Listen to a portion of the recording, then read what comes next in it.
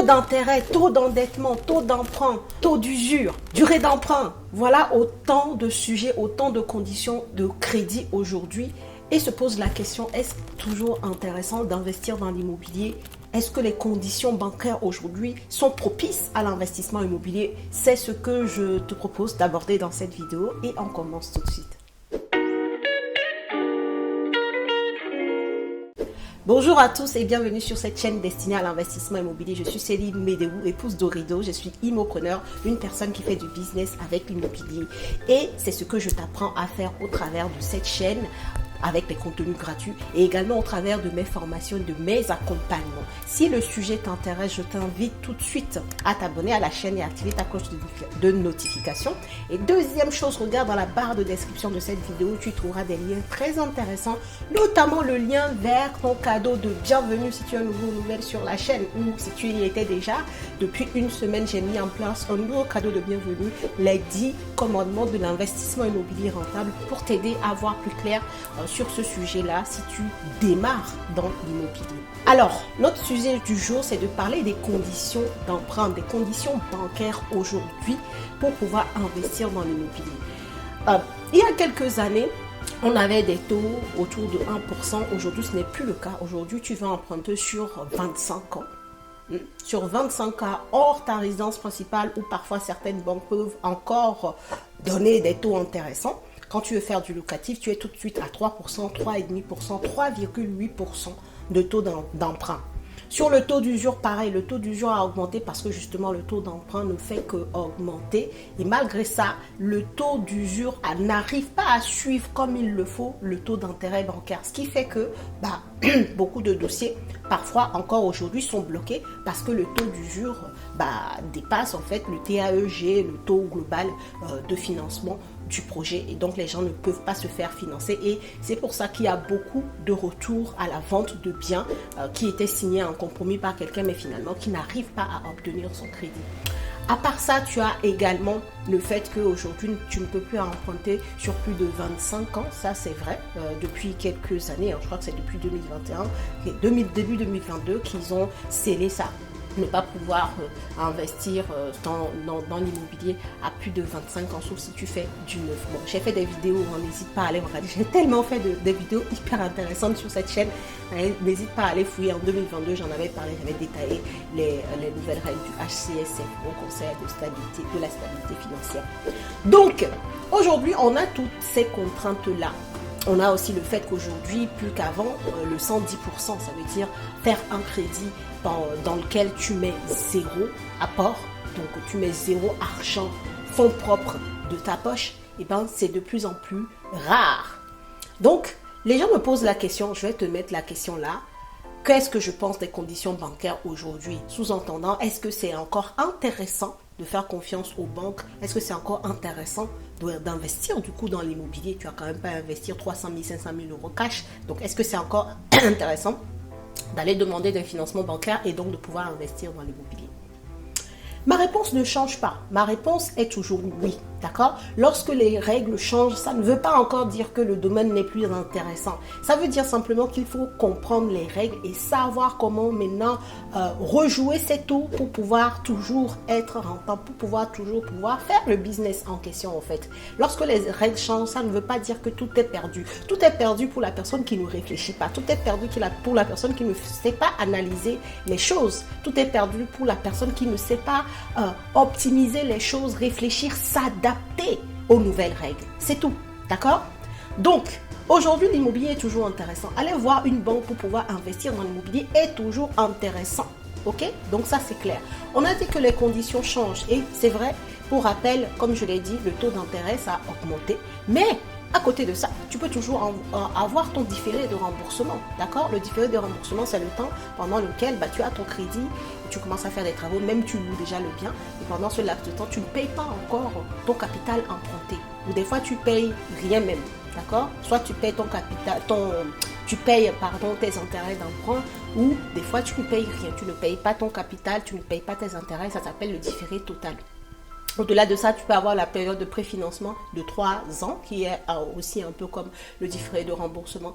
Donc, Comment te dire? Ça, c'est une condition que tu peux encore négocier aujourd'hui. Comme tu peux négocier encore les indemnités de remboursement anticipé. Ça, tu peux toujours encore le faire aujourd'hui. Et comme je l'ai dit, le 110% se perd, mais tu peux encore avoir des crédits avec des apports assez bas également. Tout va dépendre maintenant de ton profil. Je vous l'ai dit, l'immobilier est toujours intéressant. Les banques font toujours des choses intéressantes, mais pour des profils intéressants. Quel est ton profil? C'est-à-dire quand les règles changent, comme j'ai dit, il faut analyser les choses, il faut voir ce que les banques ont besoin, quel est leur profil idéal et il faut se conformer à ce profil-là. Il faut changer les règles. Avant, on n'avait pas d'apport, on avait son CDI tranquille, même si on ne gagnait pas énormément d'argent, on allait voir les banques et puis elles faisaient le crédit. Aujourd'hui, si tu as zéro épargne de côté, ce n'est pas la peine d'aller voir les banques, tu vas avoir un non. Parce qu'au-delà, comme je dis, de pouvoir montrer que tu as ton CDI, tu gères bien ton compte, les banques ont besoin de liquidité. Les banques ont besoin de nos argents. Donc, si toi, tu n'as rien à leur offrir, tu comprends qu'elles ne veulent pas faire du business avec toi. Parce que te faire un crédit immobilier, c'est te lever des fonds en fait. Et donc, du coup, lever des fonds, c'est du business. Et eux, ils vont gagner des intérêts. Toi, tu vas pouvoir faire ton projet immobilier. C'est du donnant-donnant. Mais toi, puisque le côté aujourd'hui épargne, tu ne l'as pas, alors que c'est une des choses qui les intéresse par rapport à leurs clients, pourquoi ils voudraient te faire intégrer leur clientèle? C'est ça en fait, se conformer aux règles du jeu. Les règles du jeu ont changé dans l'immobilier. Aujourd'hui, les banques prêtent aux personnes qui ont de l'épargne de côté à pouvoir mettre dans leur agence. Aujourd'hui, les banques prêtent aux personnes qui sont en situation professionnelle stable, d'accord? Tu es en CDI, tu es entrepreneur depuis plus de 2 ans, tu es intérimaire depuis plus de 3-4 ans. Je crois que les intérimaires, c'est encore un peu plus long. Tu es à ton compte depuis plus de 2 ans. Donc, quel est ton profil en fait? Au-delà de gérer ton compte, il va y avoir aussi ce point important et l'épargne est capitale. Et au-delà de ça, je t'avais fait une vidéo où je te parlais également d'une nouvelle donnée qui s'appelle l'épargne résiduelle. Va voir mes vidéos, je ne vais pas refaire toute la vidéo d'avant dans celle-là, mais du coup va la voir. L'épargne résiduelle, c'est une nouvelle donnée qui est importante aujourd'hui pour les banques. Donc, c'est à toi, en connaissant les contraintes bancaires aujourd'hui, d'accord, de te demander, ok, où est-ce que j'en suis par rapport à ces contraintes-là et qu'est-ce que je peux faire par rapport à mon profil pour arriver à matcher avec les contraintes des banques et pouvoir faire mon investissement, en fait. D'accord? Donc, pour moi, voilà ce que devrait être ta réflexion. Ok? Donc, maintenant, une fois que j'ai dit ça, si on s'attaquait vraiment juste techniquement à la partie que les gens se disent qu'aujourd'hui les taux sont à 4, non mais pas à 4%, non, là je suis en train de parler de fin d'année, on va arriver à 4%. Mais pour l'instant on n'en est pas là, on est plutôt à 3,5 sur 25 ans. Par rapport à il y a 2-3 ans en arrière, on était à 1,20. Moi, j'ai eu du 1,20 sur 25 ans. Donc, c'était en 2022. J'ai eu du 1,20 sur 25 ans. Donc, c'est pour te dire juste, mais c'était en début d'année 2022. Aujourd'hui, sur 25 ans, tu es à 3,5. Donc, est-ce qu'à 3,5, parlons juste techniquement chiffres, est-ce qu'à 3,5 d'intérêt, faire de l'emprunt, ce sont encore des conditions acceptables pour pouvoir investir dans l'immobilier? C'est oui. Tu fais du 3,5 sur ton crédit, mais en même temps, tu fais un projet immobilier à plus de 10%. Tu fais du... Tu vois ce que je veux dire? Ok, tu donnes du 3,5 à la banque, mais toi, en fait, tu as un crédit qui te permet d'investir dans un bien immobilier pour avoir du 10%. Admettons même que tu veux y faire un petit appartement pour faire de la location courte durée. Là, tu n'es peut-être même pas à 10%, tu es à 12, 13%, 14%, 15% de rentabilité sur ton bien. Donc, bien sûr, évidemment que faire un crédit à 3,5% sur 25 ans, c'est OK. Maintenant, pour finir cette vidéo, partie très importante de l'analyse, plus les taux vont évoluer, et là, je vais te demander ta propre réflexion. Comme je t'ai dit, les calculs, il n'y a que du factuel. Les calculs vont compter, et ce n'est que sur les calculs que tu vas te décider. Et c'est ce que je fais. Donc, je t'apprends ce que je fais, et comme ça, tu auras la même réflexion. Donc, plus les taux vont augmenter d'ici la fin d'année, d'ici début 2024. Et là, il va falloir se poser la question, est-ce qu'on continue de se faire financer les plus longues durées possibles? Parce que plus les taux d'intérêt vont augmenter, plus en fait le fait d'avoir du crédit sur de la longue durée va coûter hyper cher. Est-ce que tu suis mon raisonnement?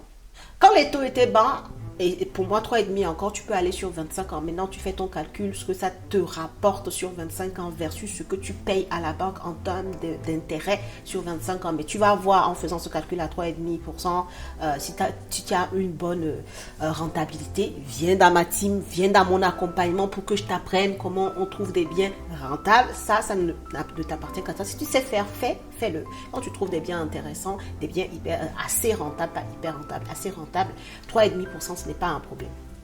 Mais quand on va arriver à des taux de 4,5%, 5%, comme ça l'était déjà il y a 10 ans en arrière, à se poser la question maintenant, est-ce toujours intéressant de pouvoir demander des durées les plus longues possibles, le 25 ans, est-ce que ça sera toujours intéressant? Peut-être que là, on va pouvoir se dire, il vaudrait mieux partir sur du 15 ans pour avoir du 2% ou 2,5%. Il vaudrait mieux partir sur du 20 ans maximum pour pouvoir baisser le niveau de taux d'intérêt parce que, en effet, plus les intérêts seront élevés et parce que la durée d'emprunt, c'est un risque, c'est le calcul que fait la banque. La durée d'emprunt étant longue, le risque que prend la banque par rapport à ton projet est plus important et donc elle se permet de demander de gagner plus sur ton projet. Donc, elle met des taux d'intérêt plus élevés. C'est ça la logique. Entre autres, parce que pour te donner ton taux d'intérêt, il y a aussi ton profil, il y a aussi le type de projet que tu lui présentes. Enfin bref, il y a d'autres paramètres. Il y a aussi ton épargne, enfin, il y a d'autres paramètres. Mais pour le dire de façon large comme ça, voilà quoi. Donc, plus le taux d'intérêt est important, plus tu vas payer cher l'argent que la banque te donne. À ce moment-là, va falloir se poser les questions et faire les calculs, pas juste une pensée. On ne fait pas de la philosophie en immobilier, on n'est que sur du chiffre.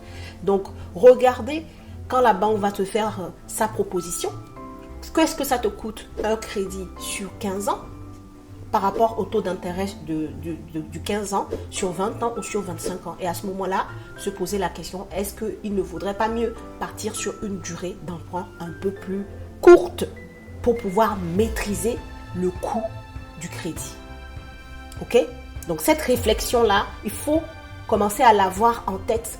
Ne surtout pas, ça c'est une erreur capitale, ne surtout pas rester figé sur je veux du 25 ans absolument. Ça là, c'est pas un raisonnement d'investisseur. L'investisseur veut par définition gagner de l'argent. Donc tu ne peux que avoir l'esprit ouvert, garder l'esprit ouvert pour pouvoir toujours être en train d'analyser les situations, d'analyser les propositions, les conditions et toujours être en train de choisir les conditions qui te permettent de gagner véritablement de l'argent et sur de la longue durée. Cette vidéo, elle est pépite. Mince. Je ne sais pas. En tout cas, j'espère que tu comprends. Bon, j'espère vraiment que tu comprends. J'essaie de parler de façon très simple, mais des fois, je sais que pour certains, ça peut être difficile, mais n'hésite pas à réécouter la vidéo. Parce que là, je te parle de stratégie, je te parle de vision d'investisseur. Il faut vraiment que tu l'aies, en fait, si tu veux investir, si tu veux évoluer dans l'immobilier, si tu veux bâtir un patrimoine, parce que c'est de ça qu'on parle ici. Si tu veux t'enrichir grâce à l'immobilier, si tu veux être immopreneur, faire du business avec l'immobilier, tu dois penser comme un homme d'affaires ou une femme d'affaires. Tu dois penser chiffres, tu dois penser résultat en fait.